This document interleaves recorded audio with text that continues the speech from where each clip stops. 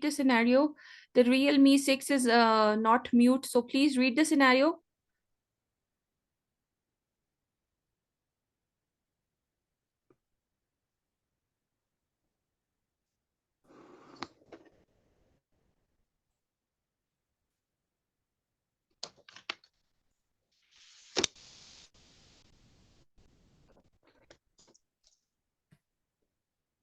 All right, Dr. Najib, you read the scenario.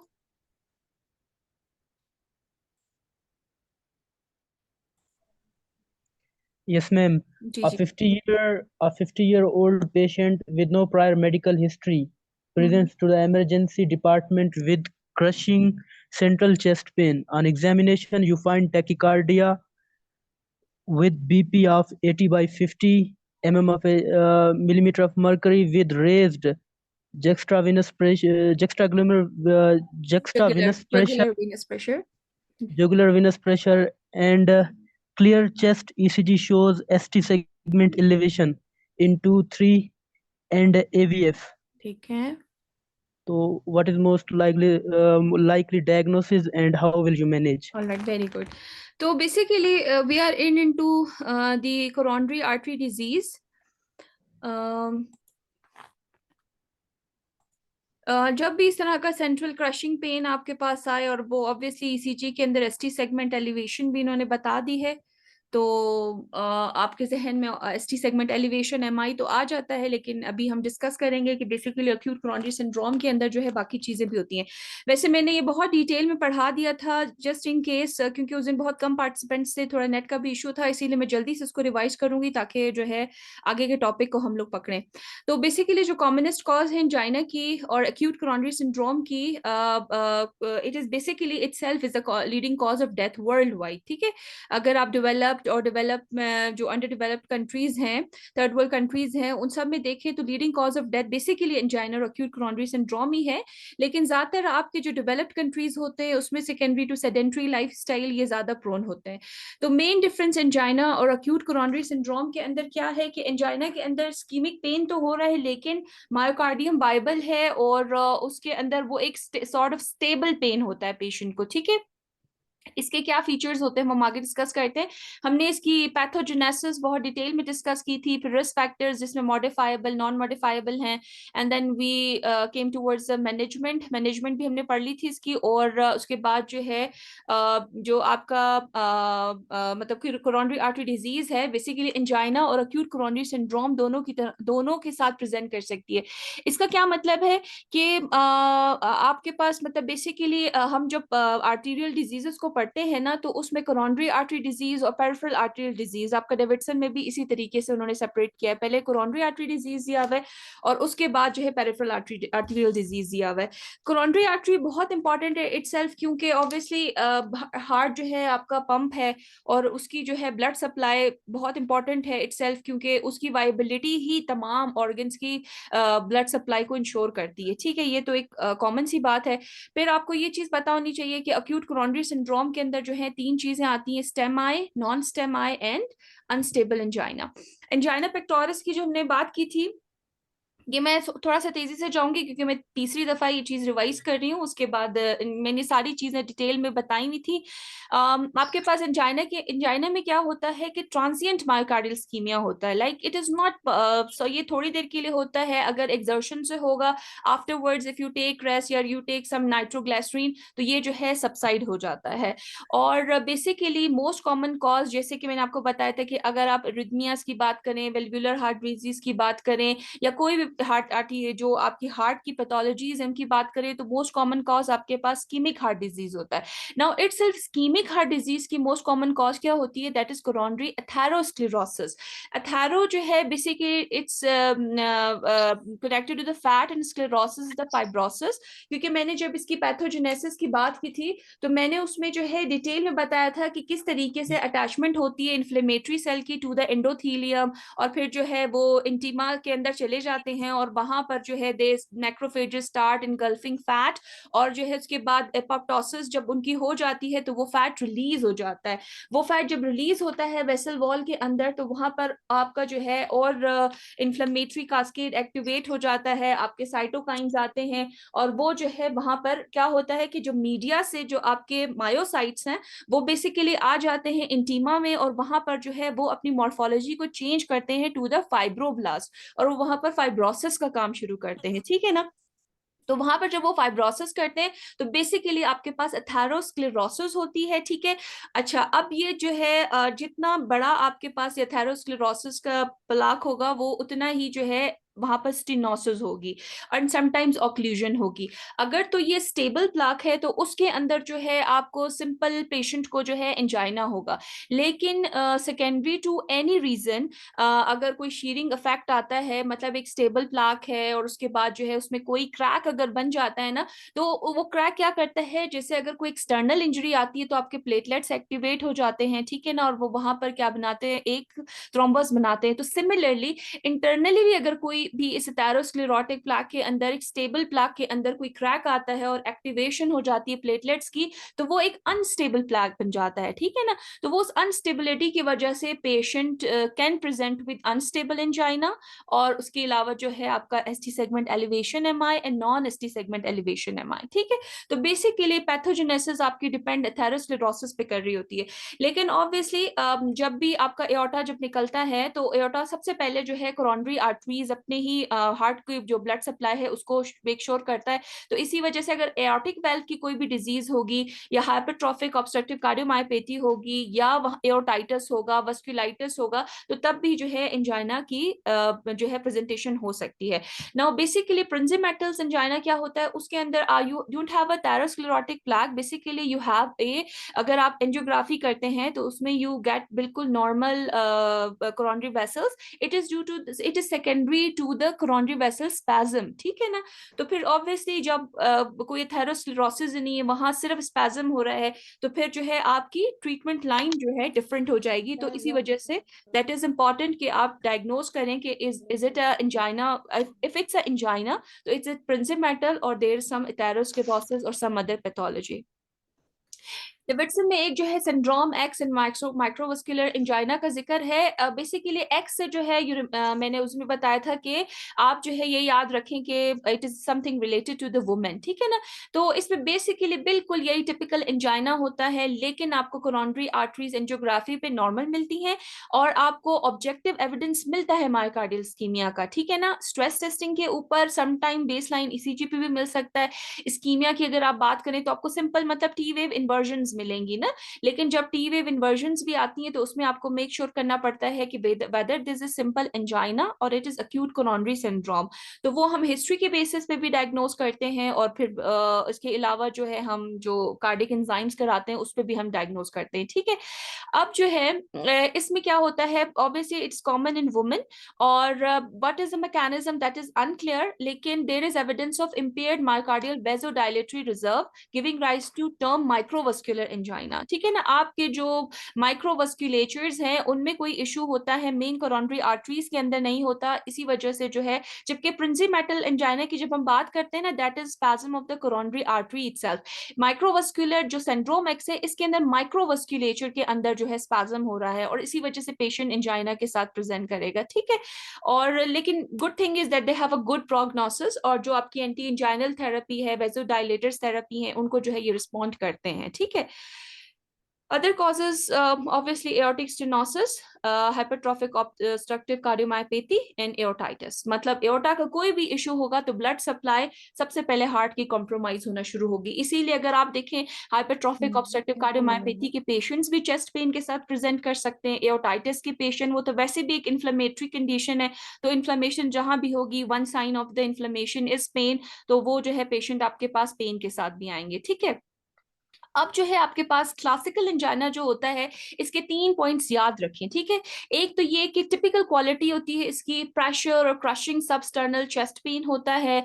और जो अभी मैंने आपको सिनेरियो भी पढ़ के जो आप लोगों ने पढ़ा उसमें आपने देखा कि पेन की जो कैरेक्टर था वो आपको बताया था, that is crush sort of crushing pain, ठीक है ना। या sometimes patient only feels pressure on exertion, ठीक है। तो आपका ये करेक्टर इंपॉर्टेंट है कि उसकी टिपिकल क्वालिटी ऑफ पेन क्या है, it is a sort of pressure और crushing substernal chest pain that is provoked by exercise and even emotional upheaval। मतलब आपके पास कोई भी स्ट्रेस एंजाइटी, क्योंकि सिंपैथेटिक स्टिमुलेशन को बढ़ा देते हैं। सिंपैथेटिक स्टिमुलेशन में क्या होता है, टैकीकार्डिया होता है, तो वो टैकीकार्डिया की वजह से भी पेशेंट एंजाइना के साथ आफ्टर स्ट्रेस जो है प्रेजेंट कर सकता है।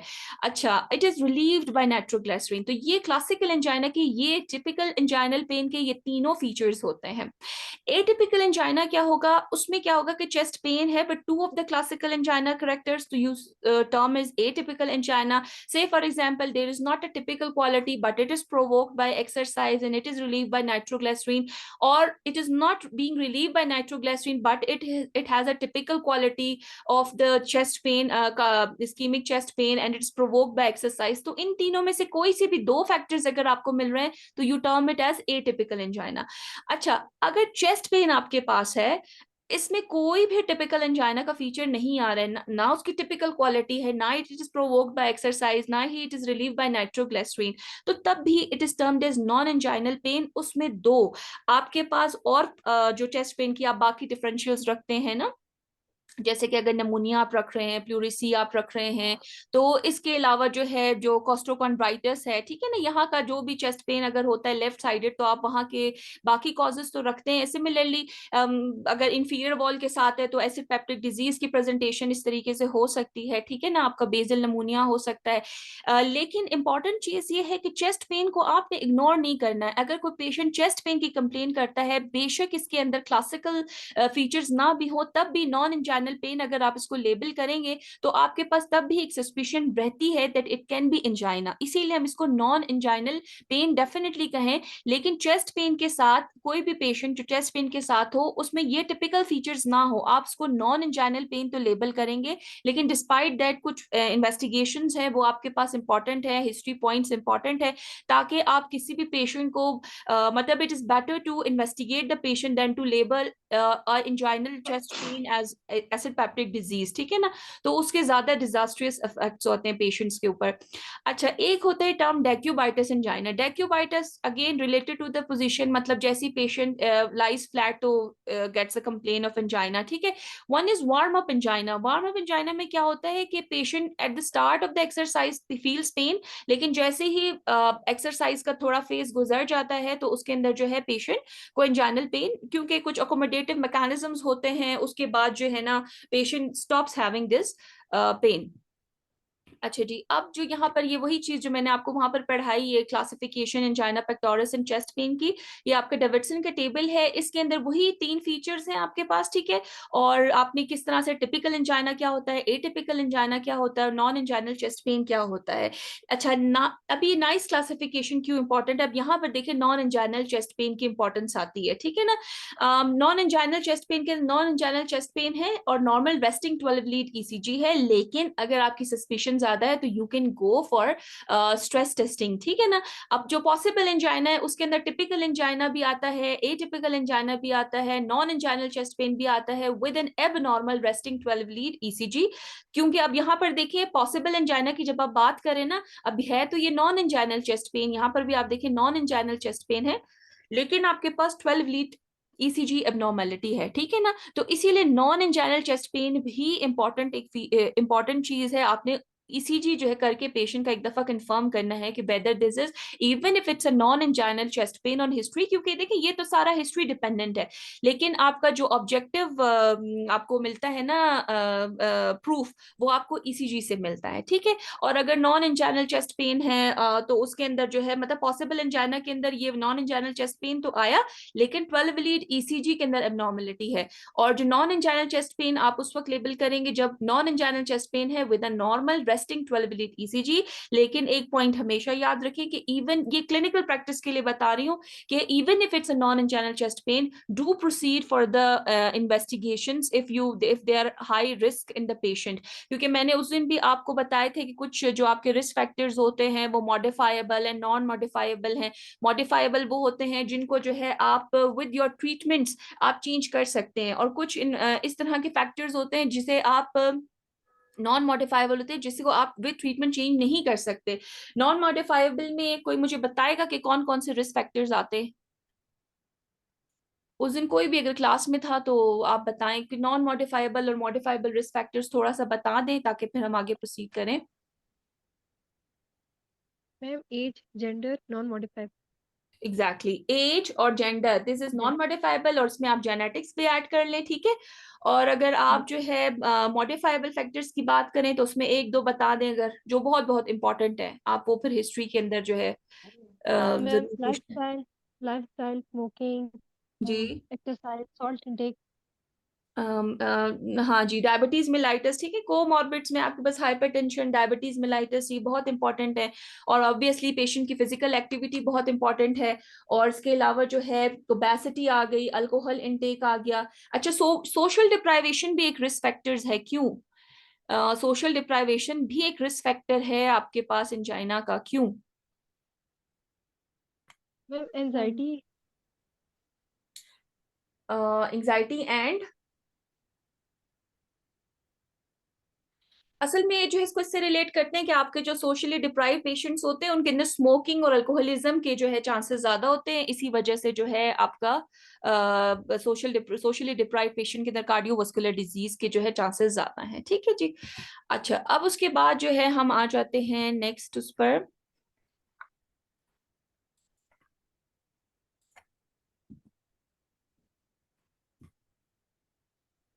ये कैनेडियन कार्डियोवास्कुलर सोसाइटी का एंजाइना स्कोर है। क्लास 1 में क्या होता है कि angina is present only during strenuous या प्रोलॉन्ग फिजिकल एक्टिविटी। क्लास 2 में there slight limitation with angina only during vigorous physical activity, ठीक है ना। आप अगर प्रोलॉन्ग एक्टिविटी करेंगे उसमें हो रहा है एंजाइना तो क्लास 1, अगर जो है vigorous with only during vigorous physical activity तो उसमें जो है क्लास 2, मतलब इसमें स्लाइट लिमिटेशन है। क्लास 3 में मॉडरेट लिमिटेशन है, जिसमें आपके फिजिकल एक्सरसाइज तो छोड़ें, एवरीडे एक्टिविटीज के साथ भी जो है ना पेन आ रहा है, जैसे patient is changing dress, washroom तक जाना है, और ये जो छोटी मोटी एक्टिविटीज है उसकी वजह से भी पेन आ रहा है, तो वो हमेशा क्लास 3 में आएगा, ठीक है ना। इसीलिए आप पेशेंट से जब भी पेन का पूछते हैं तो पूछते हैं कि जो एक्सर्शन की आप बात करें तो किस किस्म की एक्सर्शन पेन एग्रवेट करती है, तो उसी बेसिस के ऊपर जो है आप इसकी क्लास डिसाइड करते हैं। क्लास 4 में तो ये है कि inability to perform any activity without angina और angina at rest. When angina is present at rest it is class 4. Achha, what are the investigations that are important? You go for stress testing if diagnosis is unclear, and stress testing पे भी आपका diagnosis unclear है, then you can proceed for CT coronary angiography. और जैसे अभी principal angina है, sometimes you don't get the things, और वैसे भी आपके पास अगर कोई patient है highly उसमें जो है risk factors बहुत ज्यादा हैं, तो आप जो है उस पेशेंट के अंदर you go for CT coronary angiography, though it is a invasive procedure. Stress testing non invasive में आता है। अच्छा, उसके अलावा no sorry, CT coronary angiography is not sort of invasive. आपकी जो कार्डियक कैथेटराइजेशन है दैट इज इन्वेसिव। सीटी के अंदर इस सीटी कोरोनरी एंजियोग्राफी में ना आप सिंपली डाई देकर पेशेंट की जो कोरोनरी आर्टरीज है उनका सीटी ले लेते हैं, तो उसके अंदर भी आपको चीजें क्लियर हो जाती हैं। और in patients with non coronary artery disease myocardial perfusion scan या फिर स्ट्रेस टेस्टिंग इकोकार्डियोग्राफी जो है वो इंपॉर्टेंट होती है।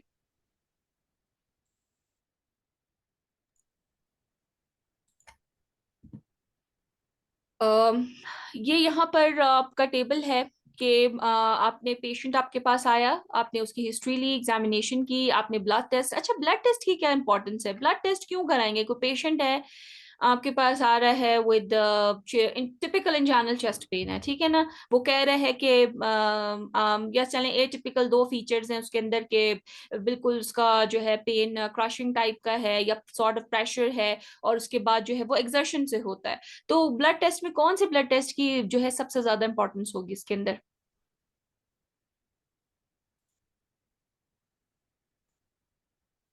अच्छा, एक चीज याद रखें ना, क्योंकि ऑलवेज जो आपके कुछ फैक्टर्स होते हैं, आप ये चीजें आगे भी मैं आपको एक्सप्लेन करूंगी कि ब्लड टेस्ट इसलिए इंपॉर्टेंट है। सबसे ज्यादा इंपॉर्टेंट इसके अंदर ना सीबीसी होता है आपका। क्यों? क्योंकि जो आपके लो एचबी है ना, और हमारे जो सोसाइटी के अंदर वैसे आयरन डेफिशिएंट फीमेल्स भी बहुत ज्यादा हैं, और हमारा डाइटरी वो इतना पुअर है जिसकी वजह से iron deficiency, not simply iron deficiency, any kind of anaemia can present with anginal chest pain, ठीक है ना। तो आपने एचबी लाजमी देखना होता है। आप एचबी को करेक्ट करें, वो एंजाइना करेक्ट होता है। तो why to proceed for expensive investigations, और इसीलिए जो है ये जो कुछ चीजें होती हैं इनको आपको पहले से सॉर्ट आउट करना होता है। तो ब्लड टेस्ट बहुत इंपॉर्टेंट है, सीबीसी के अंदर स्पेशली बहुत इंपॉर्टेंट है। 12 लीड ईसीजी आपने की, आपने चेस्ट एक्सरे किया, क्योंकि आप बाकी भी कॉजेज देखना चाहते हैं चेस्ट पेन की, ठीक है ना। आपने उसमें हार्ट को भी देख लिया, लंग्स को भी देख लिया, and once a patient is stable then you proceed for echocardiography, ठीक है। अच्छा, उसके बाद जो है अगर सस्पिशन ज्यादा है या 12 लीड ईसीजी के अंदर कुछ आपको सिर्फ टी वेव इन्वर्जन्स मिल रही हैं, तो आप एक्सटेंट देखना चाहते हैं, then you can consider exercise ECG. लेकिन सम पेशेंट जैसे ऑस्टियोआर्थराइटिस के होते हैं, उनके अंदर आप एक्सरसाइज ईसीजी के लिए नहीं जाते, तो आप सिंपली थेलियम स्कैन के अंदर उनके अंदर करा सकते हैं, ठीक है, to see the viability of the myocardium. अच्छा, अब डायग्नोसिस अगर तो क्लियर है एंजाइना की, तो जो है ऑब्स्ट्रक्टिव कोरोनरी आर्टरी डिजीज की तरफ आप जाएंगे। आप प्रिवेंटिव थेरेपीज देखेंगे, एंटी इंजाइनल थेरेपीज देखेंगे, और इन्वेसिव कोरोनरी एंजियोग्राफी प्लान करेंगे अगर डायग्नोसिस जो है आपको क्लियर है। अच्छा, क्लियर नहीं है डायग्नोसिस, तो आप देख रहे हैं कि अच्छा ये नॉन इंजाइनल चेस्ट पेन है और ईसीजी नॉर्मल है। अगर तो ईसीजी नॉर्मल है, तो फिर जो है this is less likely to be a coronary disease, आप कोई ऑल्टरनेटिव कंसिडर डायग्नोसिस कंसिडर करें। अगर ये है कि इंजाइनल चेस्ट पेन, तो there is non anginal chest pain, और लेकिन ECG is not normal, then you have to proceed for CT coronary angiography, it is non invasive, ठीक है। और उसके अलावा आप जो है इनमें भी प्रिवेंटिव थेरेपीज ले सकते हैं, और इसके अलावा जो है बाकी थेरेपीज भी कंसिडर कर सकते हैं। अच्छा जी, ये जो है forms of exercise induced ST depression इसके अंदर दिखा रहे हैं। इसमें जो आपका ए है, इसके अंदर आप देखें कि sort of planar ST depression है, ठीक है। It is usually indicative of myocardial ischaemia depression specially. अच्छा, एलिवेशन जब आ जाए वो तो आपको बड़ा क्लियर कट बताती है, वो बहुत ही और रेयर सिचुएशंस हैं जिनमें आपके पास एसटी एलिवेशन आए। डिप्रेशन, एसटी डिप्रेशन जो है बड़ी नॉन स्पेसिफिक सी फाइंडिंग होती है, तो आपको जो है वो उसका पैटर्न देखना होता है। अगर तो इस तरह का प्लानर एसटी डिप्रेशन है, तो ये जो है इंडिकेटिव है मायोकार्डियल स्कीमिया के लिए। अगर डाउन स्लोपिंग है, तो जो आपका डिप्रेशन है, it usually indicates myocardial ischaemia. लेकिन आपके पास जो हाइपरटेंसिव पेशेंट्स हैं, उनमें इस तरह का इन्वर्टेड टिक आप देखेंगे। अच्छा, जो पेशेंट डिजॉक्सिन थेरेपी पे होते हैं, उनका भी आप इन्वर्टेड टिक वाला एसटी सेगमेंट डिप्रेशन देख सकते हैं, ठीक है ना। तो डिच थेरेपी के अंदर हाइपरटेंसिव पेशेंट के अंदर इस तरह का आपको नजर आ सकता है। जो इस तरह का अप स्लोपिंग जो है डिप्रेशन है, it may be normal finding, ठीक है ना।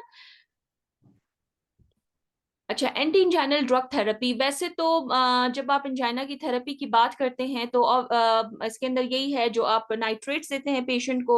यूजुअली आपने सेटअप में देखा होगा सबलिंगुअल नाइट्रेट्स यूज करते हैं। मैंने उस दिन भी एक्सप्लेन किया था कि नाइट्रेट्स आपके पास जो है ग्लिसराइल ट्राई नाइट्रेट भी होते हैं, मोनोनाइट्रेट भी होते हैं, और डाई नाइट्रेट्स भी होते हैं। जो यूजुअली हम सबलिंगुअल रखते हैं ना, वो ग्लिसराइल ट्राई नाइट्रेट होता है, ठीक है। ये तो हमारे पास सबलिंगुअल है। एक बक्कल वाली प्रिपरेशन भी आती है इसकी, जिसको आप सबलिंगुअल नहीं रखते, सिंपल माउथ में रखते हैं, ठीक है ना।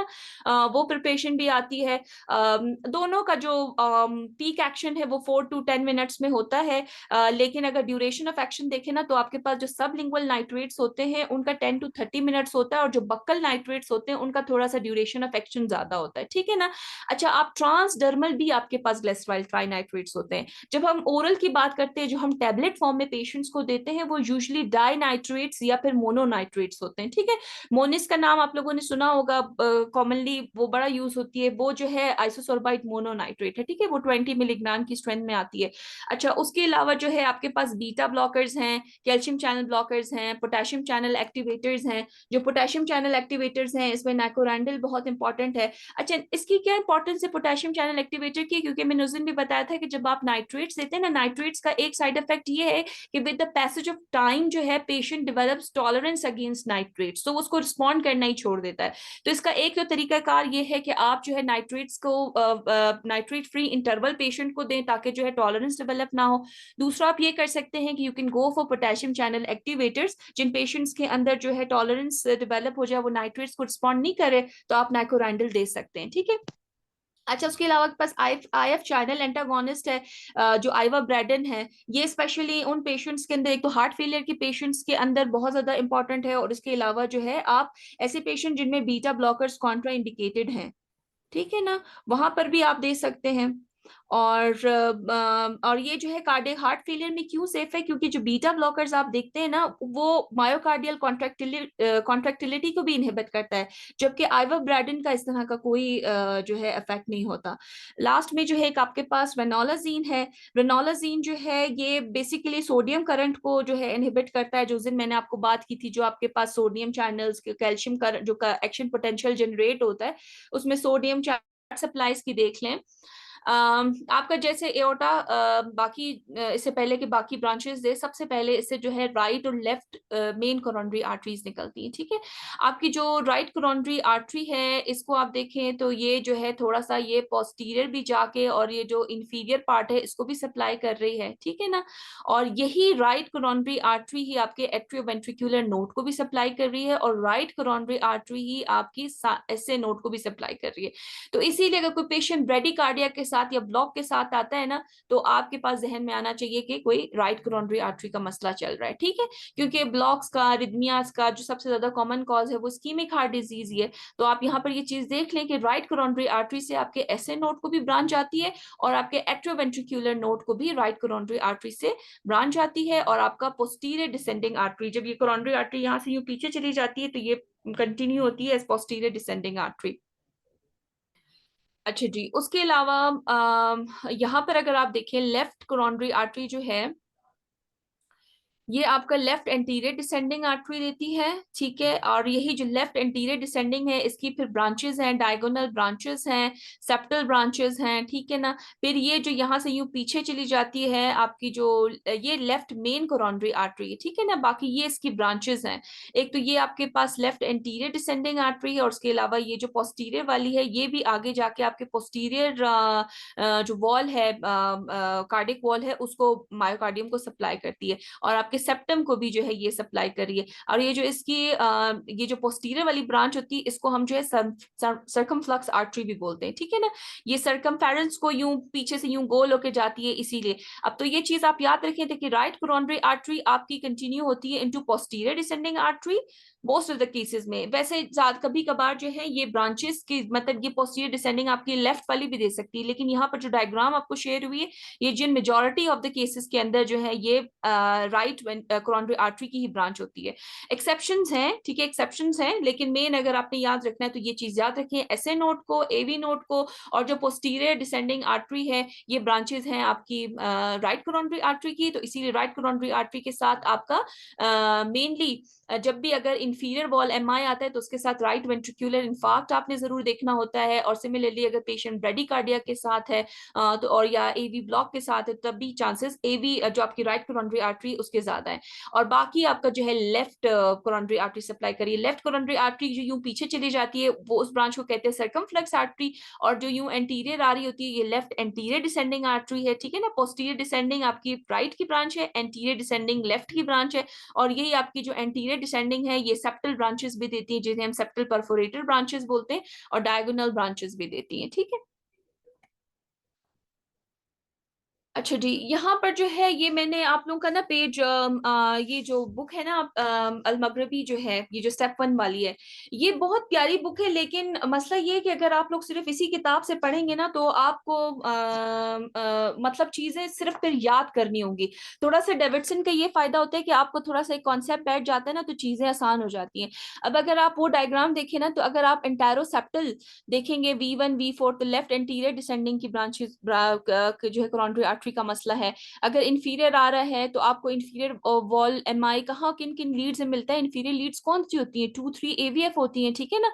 2-3 AVF और इंफीरियर लीड्स। और इसके अलावा लेटरल लीड्स की अगर आप बात करें तो आपके पास लीड 1 और AVL है, लेकिन आपका V5 V6 भी लेटरल में आता है, ठीक है। तो हाई लेटरल में लीड 1 और AVL है, और लेटरल के अंदर जो है लीड 1 AVL और प्लस माइनस V5 V6 है। तो जब आप लेटरल की बात कर रहे हैं तो ये देखिए लेफ्ट सर्कमफ्लेक्स आर्टरी आ रही है, और यहाँ पर जब हाई लेटरल की बात करें तो first diagonal branch of left जो आपकी एंटीरियर डिसेंडिंग आर्टरी है, ठीक है ना।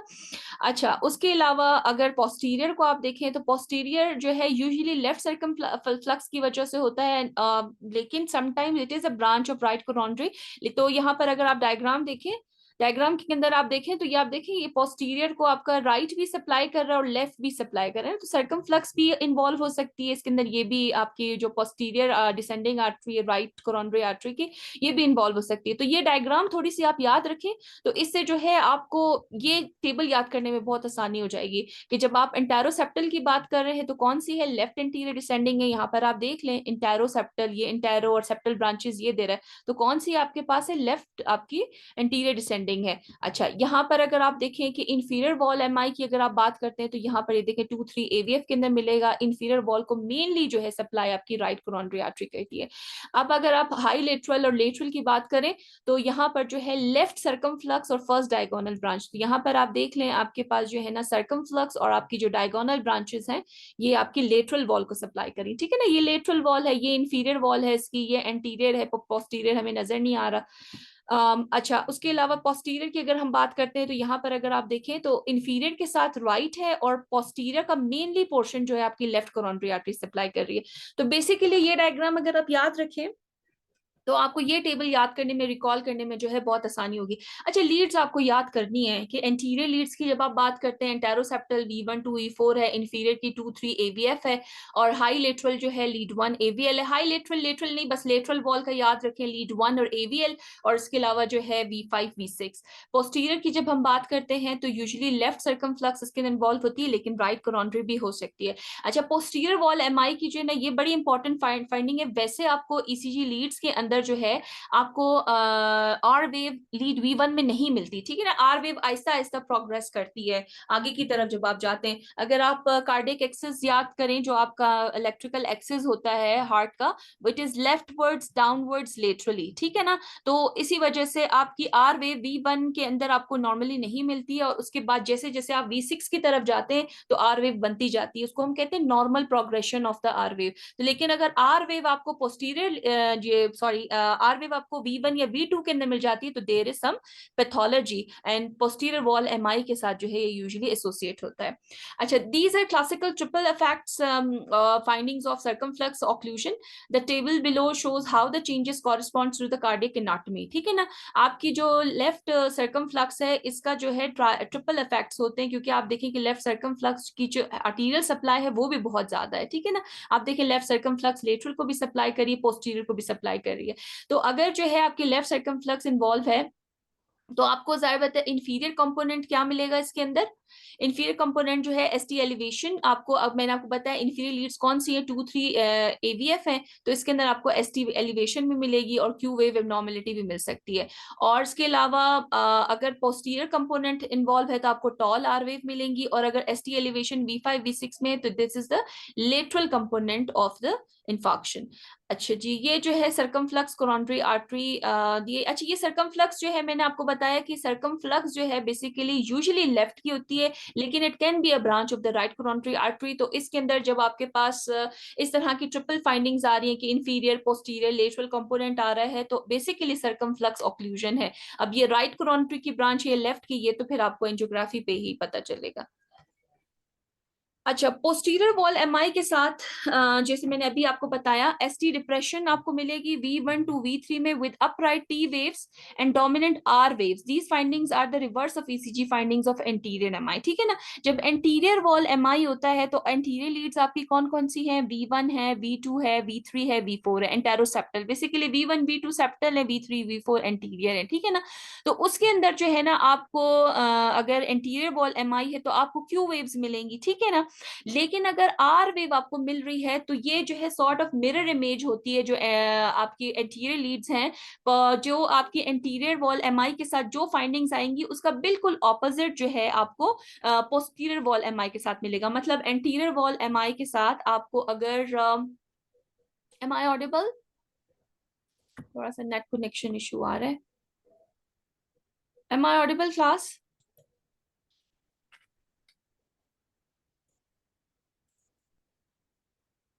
ऑलराइट, ठीक है जी।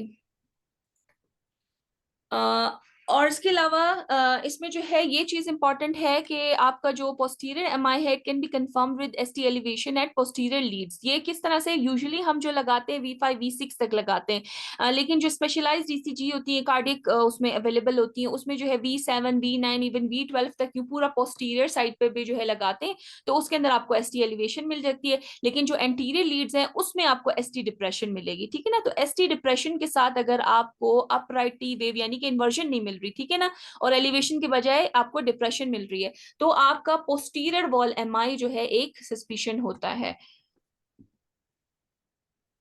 कोरोनरी सर्कुलेशन, आर्टीरियल सप्लाई जो है अगर हम हार्ट की देखें, राइट एओर्टिक साइनस को राइट कोरोनरी आर्टरी, अभी वही डायग्राम आप लोग जहन में रखें, लेफ्ट एओर्टिक साइनस को left coronary artery, right coronary artery जो है posterior descending, in 85% of cases में posterior descending right coronary artery की ब्रांच होती है। और इसके अलावा राइट कोरोनरी आर्टरी आपके एसए नोड को सप्लाई करती है 60% ऑफ द केसेस में, और एवी नोड को सप्लाई करती है 90% ऑफ द केसेस में। आपको ये परसेंटेजेस याद रखने की जरूरत नहीं है, बस अगर आप इतना भी याद रखें कि आपके पास जो मतलब पॉसिबिलिटी है, देयर इज अ पॉसिबिलिटी कि ये लेफ्ट कोरोनरी आर्टरी की ब्रांचेस हो, लेकिन मोस्ट ऑफ द टाइम ये राइट कोरोनरी की होती है। इसीलिए अगर कोई पेशेंट ब्लॉक के साथ आता है, ब्रेडिकार्डिया के साथ आता है, तो आपके जहन में जो है राइट कोरोनरी आर्टरी ऑक्लूजन आनी चाहिए, ठीक है। आपके लेफ्ट कोरोनरी आर्टरी की ब्रांचेस हैं लेफ्ट एंटीरियर डिसेंडिंग और सर्कमफ्लक्स, और जो लेफ्ट मेन स्टेम है is much more shorted than unnecessary है, 4 सेंटीमीटर का वो होता है, ठीक है। वीनस ड्रेनेज जो है coronary sinus drain into the right atrium, ठीक है, ये वेनस ड्रेनेज सारी उसकी हार्ट की राइट एट्रियम में होती है। अच्छा, the concept of coronary dominance refers to which coronary artery supplies a posterior descending coronary artery. Basically posterior descending coronary artery जो होती है वही आपकी जो है मेन कोरोनरी आर्टरी, आप डोमिनेंट उसी को बोलते हैं। जैसे ब्रेन के अंदर हम कहते हैं कि left side of the brain dominant है, तो अगर आप लेफ्ट हैंड से लिख रहे हैं तो उसका मतलब है आपका right side of the brain dominant है, और अगर राइट हैंड से लिख रहे हैं तो मतलब left side of the brain dominant है। तो सिमिलरली आपके पास डोमिनेंसी हार्ट की कोरोनरी वेसल की उसके पास जाती है जो इसकी ब्रांच होती है पोस्टीरियर डिसेंडिंग कोरोनरी आर्टरी, ठीक है ना।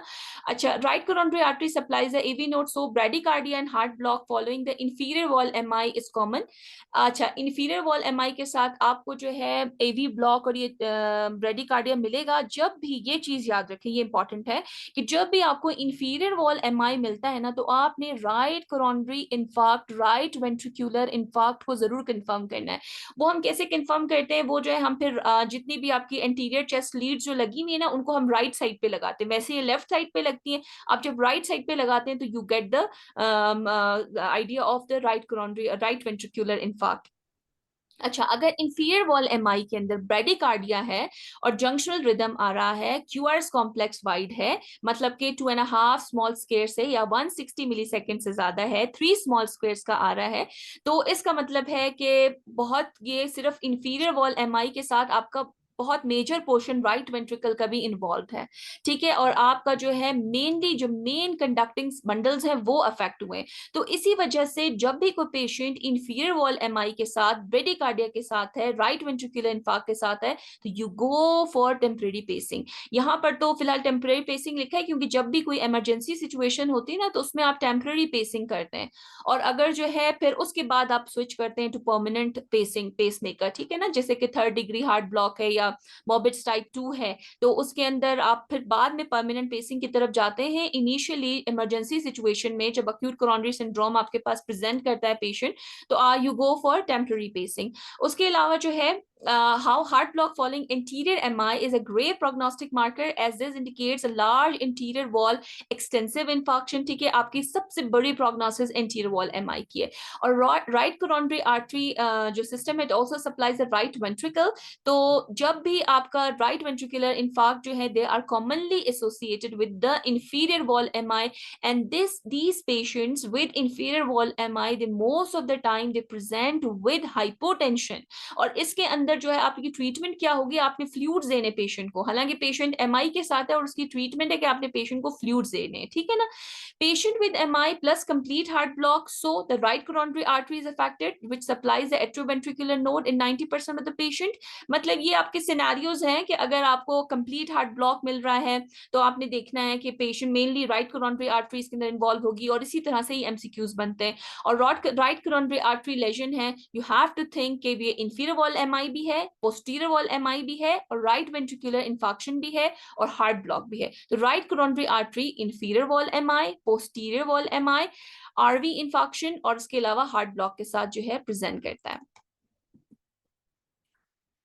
ठीक है जी, ये बड़ा इंपॉर्टेंट है. जब भी आपके पास inferior wall MI, complete heart block आ रहा है, लो ब्लड प्रेशर आ रहा है, जेवीपी भी रेज्ड है क्योंकि राइट वेंट्रिकुलर इन्फार्क्ट है, तो treatment is fluid. You have to optimise the right ventricular filling pressure. If persistent then you have to give the inotropes. ठीक है, डोपामीन, डोप्यूटामीन वगैरह आप देते हैं. अच्छा जी, यहाँ पर आई एम सॉरी, मैं यहाँ पर जो है पिक्चर नहीं ले सकी. आप जो है अपना पेज नंबर, आप लोगों के पास, मेरे ख्याल में सबके पास ही ये स्टेप अप तो होगी, तो इसका जो पार्ट 1 है इसका आप पेज नंबर 78 खोलें. मैं नेक्स्ट टाइम जो है ये इंशाल्लाह इसकी पिक्चर्स भी चढ़ा दिया करूंगी ताकि आप लोगों को जो है ना खोलना पड़े. इसके अंदर जो है चेस्ट पेन असेसमेंट जो है पेशेंट्स की, ये इसको ऊपर वाला पार्ट तो यही था, ये जो मैंने आपको बताया. ठीक है, ये बहुत इंपॉर्टेंट पॉइंट है कि इंफीरियर वॉल एमआई की ट्रीटमेंट जो है फ्लूइड्स और आइनोट्रॉप्स है. ठीक है, वरना तो आप एमआई के साथ पहले जंप करते हैं कि आप नाइट्रोग्लिसरीन दे दें. अब इतने लो ब्लड प्रेशर के साथ आप नाइट्रोग्लिसरीन तो नहीं देंगे ना पेशेंट को, और हार्ट ब्लॉक के साथ है तो आप बीटा ब्लॉकर्स भी नहीं दे सकते. ठीक है ना, तो आपके पास क्या ऑप्शन आता है, फ्लूइड्स. फर्स्ट ऑप्शन यही आता है. ठीक है, बाकी अल्टीमेटली आपको पीसीआई, एंजियोग्राफी और जो है प्लास्टिक की तरफ प्रोसीड करना होता है. अच्छा, इसमें यह है चेस्ट पेन की असेसमेंट इन्होंने बड़ी अच्छी बताई हुई है. आपकी जो स्टेप 1 है कि गाइडलाइंस 2010 में अपडेट हुई थी लास्ट जो है कोरोनरी आर्टरी डिजीज की. इन्होंने कहा कि कोई भी पेशेंट अगर प्रेजेंट करता है अक्यूट चेस्ट पेन के साथ तो इमीडिएट मैनेजमेंट क्या होती है. अभी राइट वेंट्रिकुलर इन्फार्क्ट जो है आप जहन में रखें, इंफीरियर वॉल एमआई वो एक डिफरेंट सिनेरियो है. ये जो इन्होंने असेसमेंट बताई है कि जब पेशेंट अक्यूट कोरोनरी सिंड्रोम के साथ आता है. ठीक है, अक्यूट कोरोनरी सिंड्रोम में आपके पास कौन कौन सी पॉइंट्स आ जाते हैं, आपके पास आ जाता है ST segment elevation MI, non ST segment elevation MI and unstable angina. ठीक है, angina that is present on rest, this is unstable angina. इनको जो है आप मैनेज करते हो विद अक्यूट कोरोनरी सिंड्रोम. तो इसका बड़ा ही अच्छा मेमोनिक जो मैंने उस दिन भी आप लोगों को शेयर किया था कि मोना जो हम कहते हैं कि आप जो है मॉर्फिन पेशेंट को देते हैं फॉर पेन. मॉर्फिन जो है सॉर्ट ऑफ इसके गुड प्रोग्नोस्टिक इफेक्ट्स भी हैं, वेजोडाइलेशन भी कराता है, पेन को भी कंट्रोल करता है. ठीक है, O is for oxygen. Oxygen जो है डिपेंड करता है ऑब्वियसली, जब पेशेंट आपके पास शॉर्टनेस ऑफ ब्रेथ के साथ, चेस्ट पेन के साथ आता है या डिस्ट्रेस में आता है, आप पल्स ऑक्सीमीटर लगाते हैं, आपने सैचुरेशन उसमें देख ली, अगर तो पेशेंट सैचुरेशन 94-98% मेंटेन कर रहा है तो ऑक्सीजन की जरूरत नहीं है. लेकिन ये जनरल मेमोनिक है जो आप मोना के नाम से याद रखें, लेकिन इनमें एक्सेप्शन है कि मॉर्फिन आपने दिया, ऑक्सीजन आपने दी, नाइट्रेट्स आपने दिए. ठीक है, ग्लिसरॉल ट्राइनाइट्रेट सबलिंगुअली रख लिया. ए इज फॉर एस्पिरिन. ठीक है, एस्पिरिन बहुत इंपॉर्टेंट है. आपको पता है एस्पिरिन को जो है मिनी स्ट्रेप्टोकाइनेज भी बोलते हैं. अगर आप पेरिफेरी में बैठे हुए हैं, आपके पास कोई पेशेंट है टिपिकल चेस्ट पेन के साथ आता है, आप ईसीजी करते हो, आपको एसटी सेगमेंट एलिवेशन मिलती है, लेकिन आपके पास स्ट्रेप्टोकाइनेज और इन चीजों का टाइम नहीं है, तो आप पेशेंट को सेव कर सकते हैं अगर आप 300 मिलीग्राम ऑफ एस्पिरिन भी इसको देते हैं. आप कुछ और नहीं कर सकते, आप पेशेंट को एस्पिरिन जरूर दे दें. ठीक है ना, उसके अलावा इवन अगर आपके पास ईसीजी भी जैसे थोड़ा सा अगर लेट होती है तो 300 मिलीग्राम एस्पिरिन देने में कोई हर्ज नहीं है. Basically A is for aspirin भी आप ले सकते हैं, और एंटी प्लेटलेट्स होते हैं, मतलब क्लोपिडोग्रिल भी आप देते हैं पेशेंट को. मीनवाइल जो इसके अंदर एड ऑन्स होते हैं ना, अदर्स भी आते हैं कि आपने जो है plus minus beta blocker patient को देना है, वो डिपेंड करता है। मीटोप्रोलोल यूजुअली देते हैं, ठीक है, पेशेंट को यहाँ पर जो हमारे सेटअप में देते हैं। फिर भी आपने उसका हार्ट रेट कंट्रोल किया, और जो है इसके अलावा आप जो लिपिड लोअरिंग मेडिसिन हैं जैसे अटोर्वास्टेटिन, रोसुवास्टेटिन, वो पेशेंट को स्टैट में दे देते हैं, ठीक है ना। तो आपकी जो स्टैट मैनेजमेंट होती है उसमें आपने पेशेंट को मॉर्फिन लगा दिया, आपने पेशेंट को एस्प्रिन दे दिया। अच्छा, मॉर्फिन चूंकि वॉमिटिंग करती है, इसलिए जब भी आप ओपियोइड एनाल्जेसिक्स देते हैं तो उसके साथ एक एंटी एमेटिक जरूर डालते हैं, ठीक है। आपने साथ में जो है मीटोक्लोप्रोमाइड भी उसके दे दिया, 10 मिलीग्राम का इसका एम्प्यूल होता है। तो आपने मॉर्फिन को जब भी आप अपनी प्रिस्क्रिप्शन लिखते हैं या फिर पेशेंट के लिए कोई नोट्स डालते हैं, क्योंकि ऑब्वियसली ये मेडिसिन देना स्टाफ का काम होता है, तो वो जो आपको नोट्स पढ़े तो उसमें आपने एक तो पेशेंट को एडमिट किया, आपने जो है ऑर्डर किया कि पेशेंट की ईसीजी करें, स्टैट में उसको एस्प्रिन दे दें, स्टैट्स के मुताबिक ऑक्सीजन आपने एडवाइस कर दी। उसके अलावा जो है आपने लिपिगेट सॉरी एटोर्वास्टेटिन या रोसुवास्टेटिन उसके अंदर रिकमेंड कर दिया, और जो है आपने क्लोपिडोग्रेल रिकमेंड कर ली, beta blocker depending upon the heart rate कि आपने कितना मीटोप्रोलोल लगाना है, और उसके अलावा जो है आपने ईसीजी की, और अकॉर्डिंगली फिर आप आगे प्लान करेंगे, ठीक है। अच्छा जी, उसके अलावा पेशेंट जो कि स्टेबल चेस्ट, ये आपकी ट्रीटमेंट है अक्यूट कोरोनरी सिंड्रोम की, ठीक है ना। तो अगर कोई स्टेबल चेस्ट पेन के साथ आता है आपके पास, तो इन्होंने जो है यहाँ पर जो आपका स्टेप 1 है इसके अंदर उन्होंने लिखा है कि वो तो जो नाइस गाइडलाइंस है वो सजेस्ट करते हैं कि जब भी किसी पेशेंट को कोरोनरी आर्टरी डिजीज का रिस्क है, तो वो तो कैलकुलेट होता है on the basis of the symptoms, whether कि वो टिपिकल एंजाइना है, एटिपिकल एंजाइना है, या नॉन एंजाइनल पेन है, एज के ऊपर डिपेंड करता है, जेंडर के ऊपर डिपेंड करता है। लेकिन इसका जो नेक्स्ट पेज है आपका, इसके अंदर इन्होंने जो एंजाइनल पेन है उसको जो नाइस ने इस तरह से डिफाइन किया है कि कोई कंस्ट्रिक्टिंग डिस्कम्फर्ट है in front of the chest, neck, shoulders, jaw और arms which is precipitated by physical exertion which is relieved by GTN। ये वही वाली आपका जो टेबल आपका डेविडसन में है वही चीज लिखी हुई है। और आगे भी यही कि टिपिकल एंजाइना क्या होता है, एटिपिकल एंजाइना क्या होता है, नॉन एंजाइनल चेस्ट पेन क्या होता है। अच्छा, in patients who have typical anginal symptoms and risk of coronary artery disease is greater than 90%, then no further diagnostic testing is required, ठीक है ना। तो अगर कहते हैं कि अगर कोई पेशेंट टिपिकल एंजाइनल सिम्टम्स के साथ है और कोरोनरी आर्टरी डिजीज का जो रिस्क है वो 90% से ज्यादा है। अच्छा, ये रिस्क आप किस तरह से कैलकुलेट करते हैं, इसका आइडिया आपको कहाँ से मिलेगा? ये आप लोगों की जो डेविडसन है उसका, मैं जब डेविडसन के पेजेस की बात करती हूँ ना, मैं 24th एडिशन की बात कर रही हूँ, ठीक है ना। इसमें आपका जो पेज नंबर 433 है, इसके अंदर जो है रिस्क स्ट्रेटिफिकेशन है एक्यूट कोरोनरी सिंड्रोम में, जिसको हम ग्रेस स्कोर भी बोलते हैं, ठीक है ना। तो ये ग्रेस स्कोर को याद करने की जरूरत नहीं है, लेकिन ये है कि आपको पता हो कि क्लिप क्लास क्या होती है, और उसके अंदर जो है बेसिकली आप क्लिप क्लास और systolic blood pressure, heart rate, age, creatinine, cardiac arrest था, एडमिशन पे नहीं था, एसटी सेगमेंट डेविएशन थी नहीं थी, और आपके ट्रोपाइज रेस थे नहीं थे, इन बेसिस के ऊपर जो है आप स्ट्रेटिफाई करते हैं कि पेशेंट को कोरोनरी आर्टरी डिजीज है कि नहीं है। तो अगर कोरोनरी आर्टरी डिजीज है तो you proceed for the coronary angiography, ठीक है ना। कोई डायग्नोस्टिक टेस्टिंग नहीं करते कि बैठ के आप फिर एक्सरसाइज टेस्टिंग पेशेंट को जो है एडवाइस कर रहे हैं।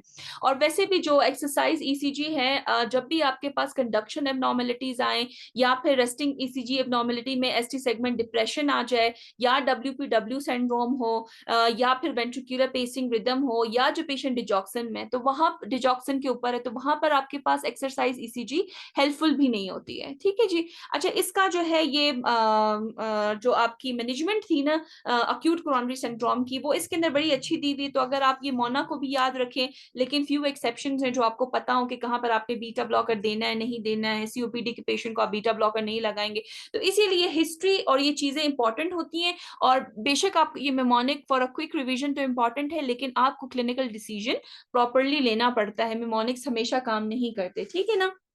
लेकिन आपने इसके अंदर जो है लिपिड जो आपके टॉर्वास्टैटिन, रोसुवास्टैटिन और क्लोपिडोग्रेल मेंशन नहीं है, वो भी आप जो है आपकी एक्यूट कोरोनरी सिंड्रोम की जो जैसे ही कोई पेशेंट सीसीयू में आता है ना, तो वो पूरा कप जो है उसको मेडिसिन का देते हैं, तो उनके अंदर ये मेडिसिन भी शामिल होती हैं। मीनवाइल जो है आप आते हैं क्लेक्सेन, ठीक है ना। अच्छा, आपके पास दो ऑप्शन है, एक फंडापैरानॉक्स का भी होता है, क्लेक्सेन का भी होता है। अगर तो आपका प्लान है कि आपने पेशेंट को जो है पीसीआई के लिए प्रोसीड करना है, तो आप फंडापैरानॉक्स नहीं देते हैं, लेकिन आप जो है लो मॉलिक्यूलर वेट जो हेपरिन है वो दे सकते हैं, ठीक है ना।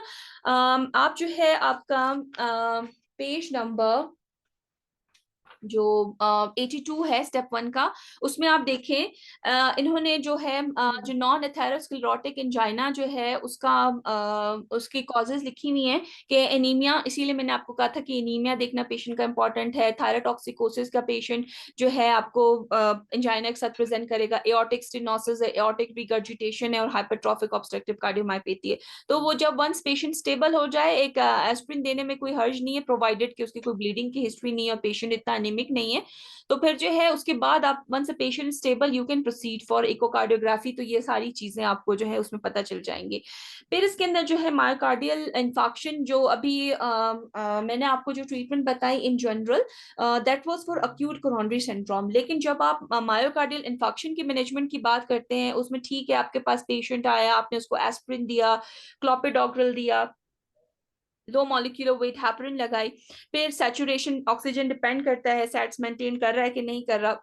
और वैसे भी सीओपीडी के पेशेंट को आप इतना जो है ऑक्सीजन देते भी नहीं है, क्योंकि उनका जो रेस्पिरेटरी फिर जो ड्राइव है वो उसको आप डिस्टर्ब कर देते हैं, ठीक है ना, क्योंकि वो वैसे ही हाइपरकैप्निक रेस्पिरेटरी फेलियर के को प्रोन होते हैं और हाइपोक्सिया को ही उनका रेस्पिरेटरी ड्राइव हाइपोक्सिया को रिस्पॉन्ड करता है, ठीक है ना। इसीलिए आप सीओपीडी के पेशेंट को जो है इतना ज्यादा उनकी जो सैचुरेशन है वो आप 90 तक रखते हैं, इससे ज्यादा नहीं रखते हैं, ठीक है ना।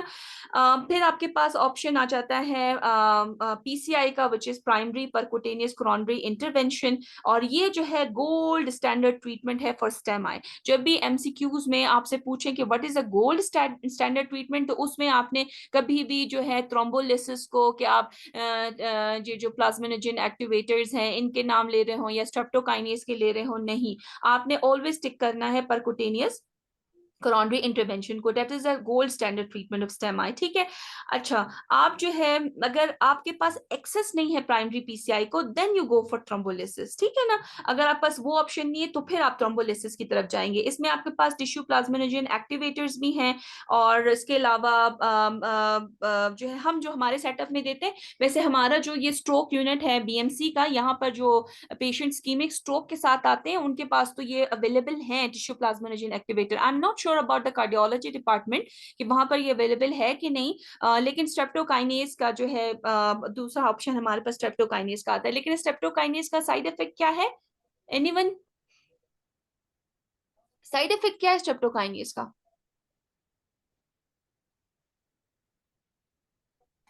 एनीवन? सेप्टोकाइनेज जब आप एक दफा दे देते हैं ना पेशेंट को, तो उसके खिलाफ एंटीबॉडीज बन जाती हैं, तो आप रिपीट नहीं कर सकते, ठीक है ना। ये एक इंपॉर्टेंट पॉइंट है इसका। अच्छा, उसके अलावा जो आपकी है इसका नेक्स्ट पेज अगर देखें तो ECG should be perform 90 minutes following thrombolysis, ताकि आप ये असेस करें कि पेशेंट को फायदा भी हुआ है थ्रोम्बोलिसिस का कि नहीं। तो उसके कुछ क्राइटेरियाज हैं कि आपका जो है एसटी सेगमेंट डिप्रेशन जो है रिजॉल्व हो जाए मोर देन 50%, तो आप कहते हैं कि थ्रोम्बोलिसिस आपकी सक्सेसफुल थी। और इसके अलावा जो है आपको फिर ये पता होना चाहिए कि अगर थ्रोम्बोलिसिस भी सक्सेसफुल नहीं रही तो you have a option of rescue PCI, ठीक है जी। अच्छा, उसके अलावा आप देखें कि एक यहाँ पर बड़ा अच्छा सिनेरियो उन्होंने डिस्कस किया हुआ है, ये चीज देख लें आप, कि जो कोकेन एडिक्टर्स होते हैं ना, ये ऑब्वियसली हमारे सेटअप में भी बड़ी कॉमन एक ड्रग है। तो उसमें क्या होता है कि आपके पास यंग पेशेंट्स अगर अक्यूट एमआई के साथ आए, आप देख रहे हैं कोई एसटी एलिवेशन उसके अंदर आ रही है, सिम्टम्स बिल्कुल आपके पास अक्यूट कोरोनरी सिंड्रोम के आ रहे हैं, ठीक है ना, तो दैट इज, और तो पेशेंट ड्रग एडिक्ट है, तो this is most probably the coronary artery spasm, ठीक है ना। कोकेन कैसे इंड्यूस कैसे मायोकार्डियल इंफाक्शन कराता है, कोरोनरी आर्टरी स्पैज्म के थ्रू, जैसे प्रिंजिमेटल एंजाइना होता है, ठीक है। तो उसके अंदर आप क्या ट्रीटमेंट क्या देंगे, जाहिर बात है जैसे प्रिंजिमेटल एंजाइना के अंदर आपने वेसोडाइलेटर्स देने, आप उसके अंदर आप एस्पिरिन देके या थ्रोम्बोलिटिक दे के क्या करेंगे, ठीक है ना। तो इन पेशेंट्स के आप थ्रोम्बोलिसिस नहीं करते हैं, आप इन पेशेंट के अंदर जो है आपकी ड्रग ऑफ चॉइस नाइट्रेट्स होते हैं, फर्स्ट लाइन आईवी नाइट्रेट्स होते हैं, ठीक है जी। और इसके अलावा आप क्या दे सकते हैं, कैल्शियम एंटागोनिस्ट, क्योंकि वो भी वेसोडाइलेटर्स देते हैं। और जो आप बेंजोडायास्मीन देते हैं इन पेशेंट्स के अंदर, वो भी इंप्रूव करता है कार्डियक परफॉर्मेंस को। और अगर तब भी इंप्रूवमेंट ना हो तो फिर आप प्रोसीड करते हैं फॉर एंजियोग्राफी, ठीक है। बीटा ब्लॉकर्स, जब भी इस तरह का पेशेंट जो स्पैज्म के साथ आपके पास आ रहा है और specially cocaine induced chest pain है, उसके अंदर बीटा ब्लॉकर्स जो हैं दे आर अवॉइडेड। क्यों बीटा ब्लॉकर्स आप अवॉइड करते हैं, क्योंकि आपने बीटा ब्लॉकर्स दे दिए, अब जो आपके अल्फा रिसेप्टर्स हैं उनका जो है दे गो अनअपोज्ड, और जो आपके अल्फा रिसेप्टर्स हैं वो फिर क्या करेंगे, कोरोनरी स्पैज्म करेंगे। ठीक है, बीटा तो आपने ब्लॉक कर दिया, तो फिर जो है क्या आपके जो अल्फा रिसेप्टर्स क्या कराते हैं, वो तो वेसो कंस्ट्रिक्शन कराते हैं, तो वो जो है और ज्यादा वर्स करेंगे कोरोनरी स्पैज्म को। तो you have to be very careful. जो कोरोनरी आर्टरी स्पैज्म वाला एंजाइना होता है उसके अंदर you don't give beta blockers, उसके अंदर आपके पास ऑप्शंस जो हैं नाइट्रेट्स, हर वो चीज आप देंगे जो कि वेसोडाइलेशन करा रही है, calcium channel blockers, IV nitrates, ठीक है, बेंजोडायास्पिन आप दे सकते हैं इन पेशेंट्स के अंदर। अच्छा, उसके बाद जो है इन्होंने ये चीज आप लोगों ने पढ़नी है लाजमी, जो थ्रोम्बोलिसिस है, आपका क्राइटेरिया क्या है थ्रोम्बोलिसिस, ये अक्सर वाइवा में भी क्वेश्चन होता है कि आपका क्राइटेरिया क्या होता है थ्रोम्बोलिसिस का। विद इन 24 आवर्स अगर कोई पेशेंट टिपिकल चेस्ट पेन के साथ आ रहा है, अगर एसटी एलिवेशन 1 mm से ज्यादा है लिम्ब लीड्स के अंदर, और जो चेस्ट लीड्स हैं उसके अंदर एसटी एलिवेशन 2 mm से ज्यादा है, या आपको लेफ्ट बंडल ब्रांच ब्लॉक मिल रहा है, तो this is an indication for thrombolysis. और जो आपके दूसरी इंडिकेशंस होती हैं थ्रोम्बोलिसिस की, जैसे मैंने आपको बताया कि हमारे यहाँ का न्यूरोलॉजी डिपार्टमेंट जो है उधर तो जो आपके टिश्यू प्लाज्मिनोजेन एक्टिवेटर्स हैं वो अवेलेबल हैं, लेकिन इसी वजह से आप अक्यूट स्कीमिक स्ट्रोक के अंदर भी ये दे सकते हैं, अक्यूट पल्मोनरी एम्बोलिज्म के अंदर भी दे सकते हैं। फिर अक्यूट पल्मोनरी एम्बोलिज्म के अंदर भी जब आपको थ्रम्बो, क्योंकि आपने थ्रम्बस को तोड़ना है ना, तो वो थ्रम्बस चाहे कोरोनरी आर्टरी के अंदर हो, चाहे सेरेब्रल वेसल के अंदर हो, या पल्मोनरी वेसल के अंदर हो, तो आप ये मेडिसिन यूज कर सकते हैं। आपके पास एग्जांपल्स इन्होंने दी हुई है स्ट्रेप्टोकाइनेज, एल्टीप्लेस, टिनेक्टिप्लेस की। फिर आपको थ्रोम्बोलिसिस की कॉन्ट्राइंडिकेशंस भी पता होनी चाहिए कि अगर कोई एक्टिव इंटरनल ब्लीडिंग है, लेकिन उसमें जो है फीमेल्स के अंदर मेंस्ट्रुअल ब्लीडिंग एक्सक्लूडेड है, ठीक है, वो उसके अंदर क्राइटेरिया में नहीं आता। उसके अलावा कोई पैथोलॉजिकल इंटरनल ब्लीडिंग अगर हो रही है, कोई जीआई ब्लीडिंग है विद इन पास्ट मंथ, और इसके अलावा जो है कोई कोगुलेशन डिसऑर्डर है पेशेंट को, कोई मेजर ट्रॉमा हुआ है प्रीवियस 3 वीक्स में, और खासतौर पे हेड इंजरी अगर हुई है, इसके अलावा जो है CNS neoplasm, previous haemorrhagic stroke at any time, ischemic stroke less than 3 months, and prolonged cardiopulmonary resuscitation greater than half an hour, and known और सस्पेक्टेड एओर्टिक डायसेक्शन। अब एओर्टिक डायसेक्शन के अंदर तो आप थ्रोम्बोलाइज करके और उसकी ब्लीडिंग को बढ़ाएंगे, पेशेंट और हिमोडायनेमिकली अनस्टेबल होगा, तो एओर्टिक डायसेक्शन के अंदर भी नहीं करते। प्रेगनेंसी है, सिवियर अनकंट्रोल्ड हाइपरटेंशन है, and proliferative diabetic retinopathy is a relative contraindication, and allergy and oral anticoagulants are also relative contraindication. जब बात रिलेटिव कॉन्ट्राइंडिकेशंस की आती है ना, तो उसमें आप रिस्क और बेनिफिट रेशो देख लेते हैं कि आपका ये स्टेप लेने से पेशेंट को फायदा ज्यादा है या नुकसान ज्यादा है। अगर बिल्कुल जो है हीमोडायनेमिकली अनस्टेबल पेशेंट है और वैसे on the verge of death है, तो उसमें थ्रोम्बोलाइज करना जो है ना ज्यादा बेटर होगा आप हीमोडायनेमिक्स को स्टेबिलिटी के लिए, क्योंकि थ्रोम्बोलिसिस क्या, जब आप थ्रोम्बोलाइज करते हैं तो ब्लीडिंग के चांसेस बढ़ जाते हैं ना, तो आप वो तो ब्लड देकर, आप उनको प्लाज्मा एक्सपेंडर्स देकर हीमोडायनेमिकली इसको स्टेबल कर सकते हैं पेशेंट को। तो इसी वजह से जब आप देखते हैं यहाँ पर रिस्क बेनिफिट रेशियो को, अगर आप देखते हैं कि बेनिफिट ज्यादा है, तो आप इन कॉन्ट्राइंडिकेशंस के ऊपर थोड़ी सी आंख बंद भी कर सकते हैं, ठीक है ना। उसके बाद इन्होंने आपको पीसीआई की ज्यादा डिटेल में जाने की जरूरत नहीं है, लेकिन आपको जो है ये पता होना चाहिए कि पीसीआई जो है आपके पास एक गोल्ड स्टैंडर्ड ट्रीटमेंट है फॉर अक्यूट कोरोनरी सिंड्रोम, ठीक है, ये भी मोर देन इनफ है। अच्छा, यहाँ पर फिर उसके बाद जो है कॉम्प्लिकेशंस इसके अंदर इतनी अच्छी मुझे नहीं मिली, तो ये कॉम्प्लिकेशंस जो है सिर्फ मोटी मोटी हेडिंग्स जो है वो आप डेविडसन का जो पेज नंबर 434 है, इसमें जो मोटी मोटी, क्योंकि क्वेश्चन आपसे यही होता है what are the complications of acute coronary syndrome या मायोकार्डियल इन्फेक्शन, तो सबसे कॉमन एरिथमियास, नंबर 2 आपके पास recurrent angina, number 3 acute heart failure, number 4 pericarditis. अच्छा, पेरिकार्डाइटिस क्या है, ये इसके सिनेरियोज अक्सर आते हैं पेरिकार्डाइटिस के, ये जो है पर्टिकुलरली जब पेशेंट है चेस्ट पेन का आपके पास आया, उसको सेकेंड या थर्ड डे दोबारा चेस्ट पेन शुरू हो गया, ठीक है, तो फिर जो है उसके अंदर आप पेरिकार्डाइटिस जो है, और पेरिकार्डाइटिस भी एसटी एलिवेशन करता है, तो आप उसके अंदर जो है ये सोच सकते हैं, और उसकी ट्रीटमेंट क्या है, एनसेड्स, आप एनसेड्स देंगे तो पेशेंट का जो है पेन रिलीव हो जाएगा। और सॉरी, आई एम सॉरी, आप जो है इसमें ओपियाइड बेस्ड एनाल्जेसिक्स देते हैं, मेरे मुंह से एनसेड्स निकल गया, इसके अंदर जो है ओपियाइड बेस्ड एनाल्जेसिक्स आप देंगे। एनसेड्स और जो आपके स्टीरॉयडल एंटी इंफ्लेमेटरी ड्रग्स है ना, ये आपके एन्यूरिज्म फॉर्मेशन के रिस्क को बढ़ा देते हैं, उसकी वजह से मायोकार्डियल रप्चर हो सकता है, और एनसेड्स शुड बी अवॉइडेड, ठीक है। N for non steroidal medications, and N is a big no for the use of NSAIDs in the pericarditis. You have to use the opioid base, यानी वही morphine आप इसके अंदर देंगे, ठीक है। अच्छा, एक आपके पास कॉम्प्लिकेशन है ड्रेसलर सिंड्रोम।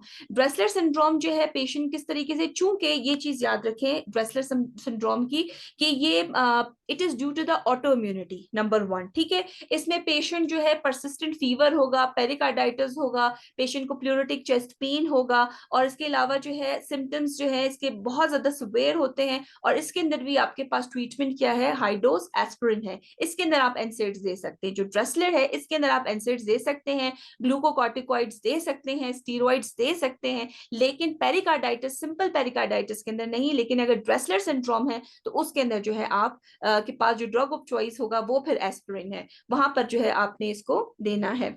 अच्छा, इसका जो है ये बड़ा इंपॉर्टेंट है, जो आपका सिंपल पेरिकार्डाइटिस है ना, ड्यूरेशन ये 2nd to 3rd डे पर होता है, जबकि ड्रेसलर सिंड्रोम की जब बात आती है तो ये फ्यू वीक्स या even months after myocardial infarction होगा। तो ड्यूरेशन इंपॉर्टेंट है। 1 महीने बाद दोबारा चेस्ट पेन के साथ आए, you think of Dressler syndrome. अगर on admission 2nd 3rd day chest pain दोबारा शुरू हो गया तो यू थिंक ऑफ पेरिकार्डाइटिस। तो फिर जब 2nd 3rd डे पे पेन है, you have to avoid NSAIDs, you have to avoid steroids. तो अगर 1 मंथ के बाद आया तो फिर option is aspirin, option is steroid, ठीक है जी। अच्छा, पैपिलरी मसल रप्चर, ये बहुत इंपॉर्टेंट है। VSD हो सकता है पेशेंट को, वेंट्रिकुलर रप्चर हो सकता है। आपका जो वेंट्रिकुलर रप्चर की जो है बड़ी अच्छी इन्होंने जो आपकी डायग्राम है 16.63, ये किस तरह से एक इन्फार्क्ट जो है एक्सपेंड करता है, उसमें आप देखें कि इंक्रीज्ड वॉल स्ट्रेस है। जब स्ट्रेस वॉल इंक्रीज होता है तो आपका जो इन्फार्क्टेड पोर्शन होता है ना, वो बड़ा ही थिन सा होता है और इजीली डायलेटेबल होता है। तो उसकी वजह से ये जो है एक तो इन्फार्क्ट एक्सपेंड भी हो सकता है, और इसी इन्फार्क्ट के ये इतना थिन मायोकार्डियल वॉल होती है कि it can lead to the ventricular rupture. अब जब वेंट्रिकुलर रप्चर होगा तो obviously it will lead to the cardiac tamponade, मतलब आपका बहुत ज्यादा फ्लूइड आ जाएगा पेरिकार्डियल कैविटी के अंदर, दैट इज वेरी फैटल। और उसके अलावा जो है एम्बोलिज्म हो सकती है। क्यों एम्बोलिज्म होगी? क्योंकि जाहिर बात है जब आपकी जो फ्रेशली इन्फाक्टेड मायोकार्डियम होती है, वहां पर जो भी डिजीज एरिया होगा वहां पर प्लेटलेट एक्टिवेशन की वजह से थ्रोम्बस फॉर्मेशन होती है, ठीक है ना। तो इस वजह से अब ये अगर थ्रोम्बस मूव करता है आफ्टर द कॉन्ट्रैक्शन, ये आपकी पेरिफेरल सर्कुलेशन आता है तो इसको हम एम्बोलिज्म बोलते हैं, और ये कहीं पर भी जाके ब्लॉकेज कर सकता है। एक इसके अंदर जो है वेंट्रिकुलर रीमॉडलिंग है। उस वेंट्रिकुलर रीमॉडलिंग के अंदर ये होता है कि जैसे जैसे कि वेंट्रिकल डायलेट होता है ना, तो जाहिर बात है वो उसकी एफिशिएंसी भी कम हो जाती है। आपको मैंने लेप्लास लॉ और स्टार्लिंग लॉ इनिशियली बताया था।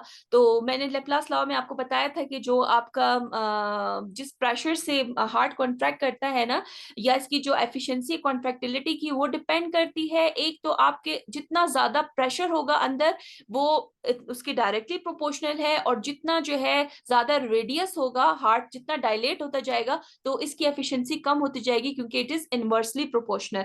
और जो आपका स्टार्लिंग लॉ है उसमें भी ये था कि जितनी ज्यादा आप स्ट्रेच बढ़ता है मायोकार्डियम के ऊपर, उतनी फोर्सफुल वो कॉन्ट्रैक्ट करता है, फोर्सफुली कॉन्ट्रैक्ट करता है। लेकिन जैसे एक इलास्टिक रबड़ है, उसको जब आप बहुत ज्यादा खींच देते हैं तो फिर उसकी एफिशिएंसी चली जाती है, वो उसी डायलेटेड फॉर्म में ही रहता है, फिर वो दोबारा कॉन्ट्रैक्ट नहीं हो सकता। तो सिमिलरली आपकी जो है वेंट्रिकुलर रीमॉडलिंग की वजह से क्या होता है, बेशक इसको बहुत टाइम लगता है, ये 1-2 दिन की बात नहीं होती, it takes many, even it can take an year. तो इसी वजह से जो है आप रीमॉडलिंग को प्रिवेंट करने वाली जो ड्रग्स होती हैं, जैसे कि एस इनहिबिटर्स हैं, बीटा ब्लॉकर्स हैं, वो इन कॉम्प्लिकेशंस को प्रिवेंट करने के लिए जो है इन पेशेंट्स को आप देते हैं। और रीमॉडलिंग को प्रिवेंट करने के लिए ड्रग ऑफ चॉइस आपके पास एस इनहिबिटर है। और लास्ट जो है वेंट्रिकुलर एन्यूरिज्म, ठीक है। इन्वेस्टिगेशंस जो आप करवाते हैं इन पेशेंट्स के अंदर क्या क्या कराते हैं, इकोकार्डियोग्राफी इंपॉर्टेंट है, कार्डिक बायोमार्कर्स इंपॉर्टेंट है, फिर उसके अंदर ये चीज आपको पता होना चाहिए कि ट्रॉपाई ट्रॉपटीज जो है कब रेज्ड होते हैं, आपके पास री इन्फेक्शन को देखने के लिए क्या है। इसका टेबल बहुत अच्छा आपका स्टेप 1 में दिया हुआ है, आप लोग ये चीज वहां से पढ़ लीजिएगा, क्योंकि मैं अभी क्लास का टाइम बहुत लंबा हो जाएगा अगर वो भी मैं आप लोगों के लिए पढ़ूं। लास्ट में आपके पास कोरोनरी एंजियोग्राफी इंपॉर्टेंट है और मैनेजमेंट जो है मैं आपको बता चुकी हूँ। ठीक है जी, ऑल राइट। मेरे ख्याल में ये सारी शायद मेरे से ट्रांसफर नहीं हुई है। मैंने इसके अंदर काफी आपके एमसीक्यूज भी डाले थे और ईसीजीज भी डाली थी, मैं फिर वो कल आप लोगों के साथ शेयर करूंगी।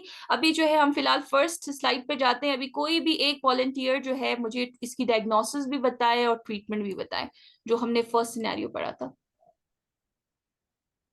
एनीवन?